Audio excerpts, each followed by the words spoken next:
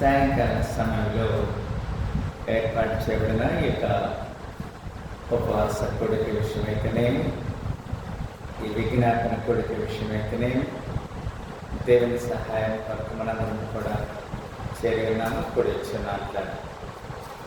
ఈ సాయంకాల ఆరాధనలో చదవడం లేఖన భాగాన్ని మనం కొన్ని నిమిషాలు వాక్యం నుంచి ధ్యానం చేస్తాం. కీర్తన గ్రంథము 15వ అధ్యాయము మనం చదువుకొని ఉన్నాం.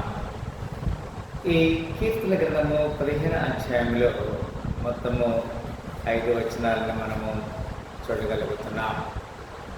ఈ 5 వచనాలు కూడా చక్కని ఉపదేశాన్ని మనకి తెలియజేస్తూ ఉన్నాయి.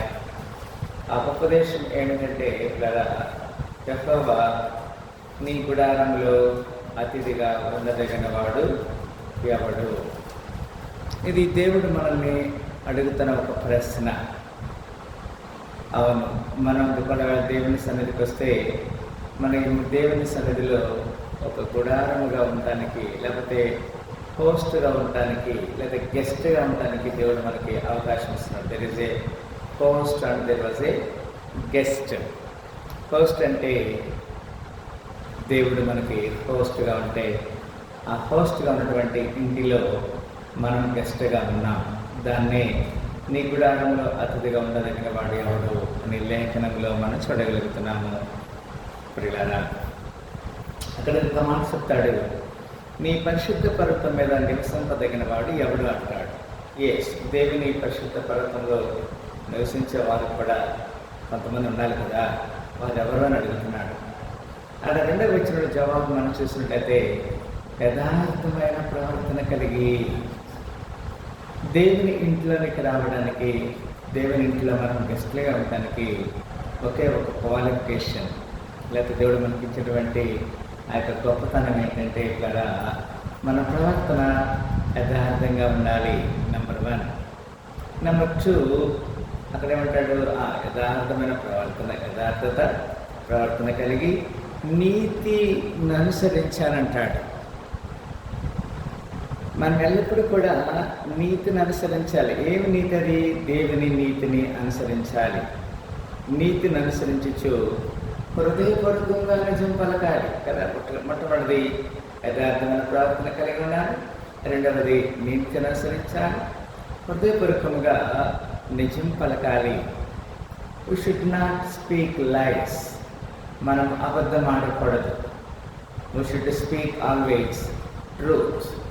ఏం మాట్లాడాలి? ఎల్లప్పుడు ట్రూత్, సత్యం మాట్లాడాలి. And speak with the truth in his heart. మన హృదయంలో ఎప్పుడు కూడా సత్యమే ఉండాలి. మనకు నష్టం కలిగిన కానీ అబద్ధం ఆడకూడదు. కొన్నిసార్లు మనకి నష్టం కలుగుతుంది, లేదా ఎవరి వల్ల మనకి ఏదైనా ఆపద కలుగుతుంది అంటే అబద్ధం ఆడేస్తామంటాం. నో, అట్లా అబద్ధం ఆడటానికి దేవుడు మనకు అనుమతి ఇవ్వట్లేదు. పిల్లల 3వ వచనం మనం చూసినట్టయితే, అట్టివాడు నాలుకతో పుణ్యములాడడు, తన చెల్లి కాడికి కీడు చేయడు, తన పొరుగు వాని మీద నింద మోపడు అంటున్నాడు. ఇక్కడ కూడా మళ్ళీ కొన్ని క్వాలిఫికేషన్స్ని మనం చూస్తున్నాం. ఏమిటది? ఎవరైతే దేవుని ఇంట్లో గెస్ట్గా ఉండాలనుకుంటారో అట్టివాడు నాలుగుతో కొండములాడడు. అంటే నాలుగుతో కొండములాడటం అంటే కొన్ని రబ్బీష్ వర్డ్స్ చెప్తూ ఉంటారు కదా. ఒక వ్యక్తిని ఉద్దేశించి తప్పు మాట్లాడుతూ ఉంటారు, కొండములాడుతూ ఉంటారు. అంటే ఎప్పుడు మాట్లాడుతూనే ఉంటారు. కొంతమంది వ్యర్థమైన దుర్భాష మాట్లాడతారు, వ్యర్థమైన తిట్టులు తిడతారు కదండి. అది కొండములాడటం అంటే. అట్టివాడు నాలుగుతో కొండములాడడు, తన చెలికానికి కీడు చేయడు. లేదా మన చెలికాడంటే ఎవరు? స్నేహితుడు, ఫ్రెండ్ కదా. మన చెలికానికి కీడు చేయడు. కొన్నిసార్లు ఎదుటి వారికి కీడు చేస్తారు సింపుల్గా.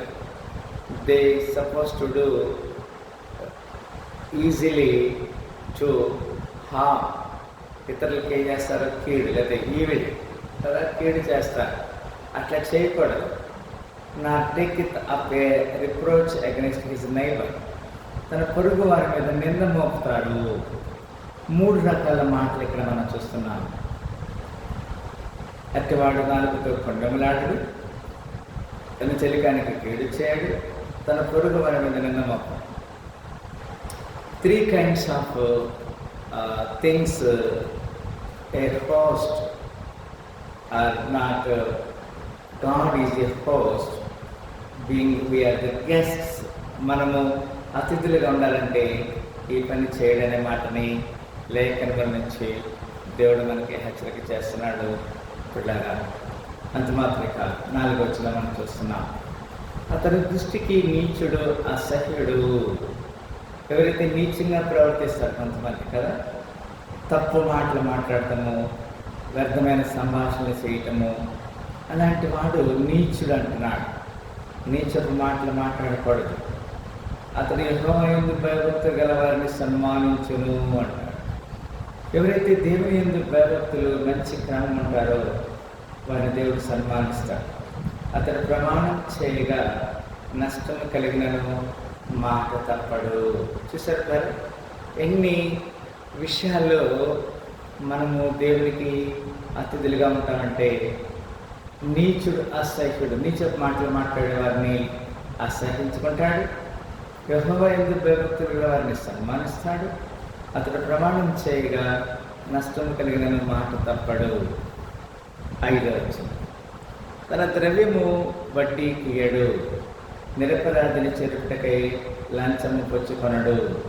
ఈ ప్రకారం చేయవాడు ఎన్నడూ కదల్చబడడు. ఒకటి మనం చూస్తున్నాం కదా, కొన్నిసార్లు కొంతమంది తమకున్న ధనాన్ని వడ్డీకి ఇస్తూ ఉంటారు. తన ద్రవ్యము వడ్డీకి ఇయ్యరు, నిరపరాధిని చెప్పుటకై లంచము పుచ్చుకొనడు కదా. అబద్ధ సాక్ష్యం చెప్పడానికి లంచం తీసుకుంటారు. లంచం తీసుకొని అబద్ధ సాక్ష్యం చెప్తారు. ఈ ప్రకారం చేయవాడు ఎన్నడూ కదల్చబడడు. We should not never move, we should never be move. మనము కదల్చబడము. ఎన్ని వచ్చినాం కదా, ఎన్ని ఆటంకాలు వచ్చినా, ఎన్ని కష్టాలు కలిగినను నన్ను కృంగించే బాధలెన్నో, ఎన్ని కష్టాలు కలిగినను నన్ను కృంగించే బాధలెన్నో, ఎన్ని నష్టాలు వాటిల్లినా ప్రియ ప్రభువే నా పరిహారి. ఎన్ని నష్టాలు వాటిల్లినా ప్రియ ప్రభువే నా పరి, యేసే నా పరిహారి. ప్రియ యేసే నా పరి, నా జీవిత కాలమెల్లా ప్రియ ప్రభువే నా పరి. ఈ సాయంకాల సమయంలో దేవుడు మనని తన చిత్త ప్రకారంగా నడిపించుకోవడానికి ఈ ప్రకారం చేయవాడు ఎన్నడను కదల్చబడడు. మనం దేవుని పనిలో, దేవుని పనుల్లో పాత్రలుగా, వారసులుగా ఉండటానికి, వారసులుగా ఉండటానికి దేవుడు మనకి ఇచ్చిన ఆధిక్యతను బట్టి దేవునామని కనపరుస్తాం. ఆయన కృపకి దేవుడు మన పాత్రలుగా చేసి మనల్ని ముందుకు నడిపించాలి. అందుకే మొట్టమొదటి అంటున్నాడు కదా, యెహోవా నీ గుడారంలో అతిథిగా ఉండదగిన వాడు ఎవడు. మనం దేవుని ఇంట్లో అతిథిగా అనగా గెస్ట్గా ఉండడానికి దేవుడు మనకు అనుమతిస్తున్నాడు. అలాంటి కృపలో దేవుడు మనందరికీ నాలుగు దీవించి ఆశీర్వదించిన కనుక అందరి తలనొచ్చుకుంటే ప్రార్థన చేస్తాం. స్తోత్రములు ప్రేమగల తండ్రి, మీ అపారమైన ఉచిత కృపను బట్టి వందనాలు, స్తుతులు, స్తోత్రం తెలియజేస్తున్నాం. ఈ ఉదయకాల సమయంలో ఏర్పాటు చేయబడిన సాహసాన్ని బట్టి వందనాలు.